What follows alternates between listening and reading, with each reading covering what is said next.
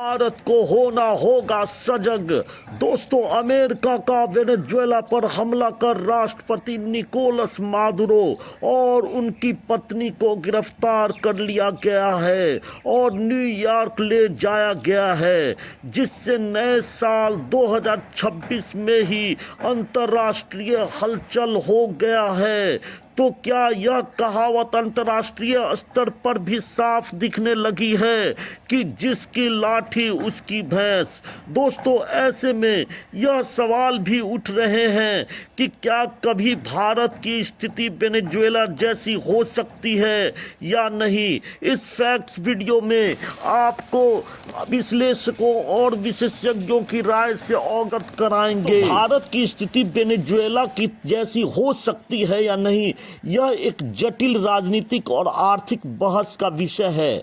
जबकि कुछ विश्लेषक भारत में लोकतांत्रिक संस्थानों और आर्थिक नीतियों को लेकर चिंता जताते हुए वेनेजुएला के पतन से तुलना करते हैं। अन्य विशेषज्ञ भारत की मजबूत अर्थव्यवस्था, बड़े बाजार और विविधता के कारण ऐसी स्थिति से इनकार करते हैं। हालांकि वेनेजुएला की स्थिति से सीख लेने की आवश्यकता पर जोर देते हैं। तो आपको बताने जा रहे हैं कि आखिर कौन कौन से कारण हैं जिनसे विशेषज्ञ चिंता जता रहे हैं। तो नंबर 1, लोकतांत्रिक संस्थाओं पर खतरा।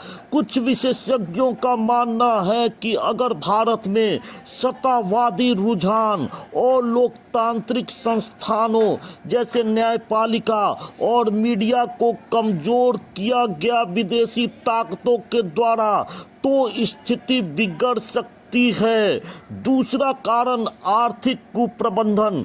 वेनेजुएला की समस्या का एक बड़ा कारण उसकी अर्थव्यवस्था का तेल पर अत्यधिक निर्भर होना और गलत नीतियां थीं। कुछ लोग भारत के लिए भी ऐसी आशंका जताते हैं। तीसरा बिंदु है महंगाई और गरीबी। वेनेजुएला में बढ़ती महंगाई और गरीबी ने लाखों लोगों को पलायन करने पर मजबूर किया।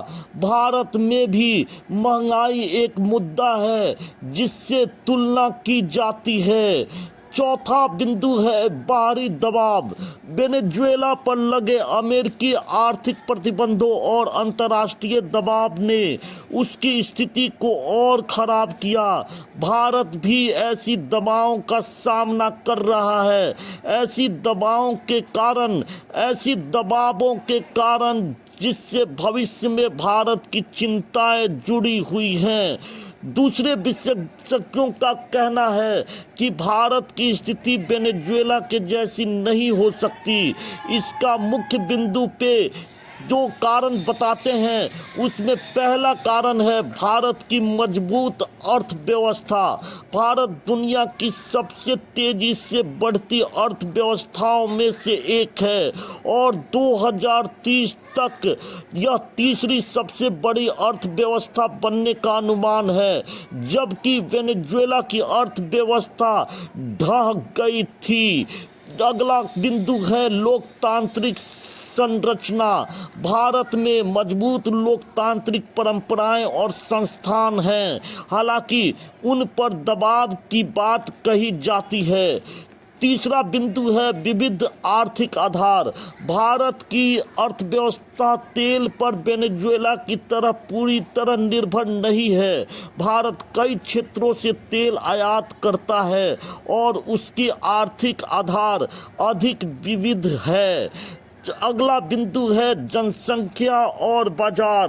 भारत का विशाल घरेलू बाजार और बड़ी जनसंख्या इसे बाहरी झटकों से बचाने में मदद करती है। तो दोस्तों, अगर हम निष्कर्ष पे आए तो हालांकि भारत के पास वेनेजुएला से बेहतर आर्थिक और लोकतांत्रिक आधार है, लेकिन वेनेजुएला की स्थिति एक चेतावनी है कि कैसे खराब आर्थिक नीतियां, सत्तावादी झुकाव और बाहरी दबाव किसी देश को गंभीर संकट में डाल सकता है।